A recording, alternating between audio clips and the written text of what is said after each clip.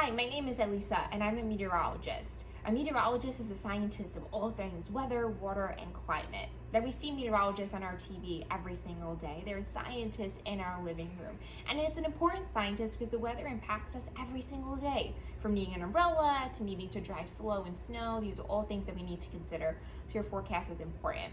But how do they do it? How do we come up with the forecast? I'm going to give you a behind the scenes look.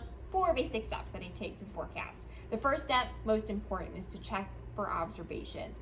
Was it hotter or colder than I expected yesterday? If I was forecasting for rain, did we get it? How much did we get? Is there a cold front nearby? These are all things that we need to know because we learn so much from Mother Nature every single day. Our atmosphere tells us so much, so that's our first crucial step to success. Okay, number 2, check models, multiple models. We'll get back to what that means in a second. Step number 3 is to check for local caveats like mountains, oceans. Those can impact things like temperature, wind, precipitation in unique ways. So we need to be smart and scientists of our atmosphere and figure out how those might impact the weather. Okay, step number 4 is to make decisions.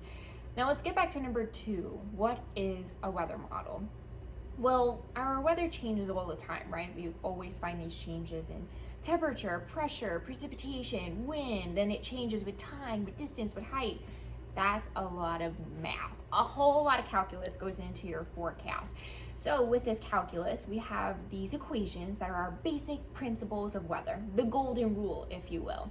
And we plug different numbers into these equations, run them into the future, and we get something that looks like this. You probably see this on TV all the time. It gives you a look at what our forecast might be like.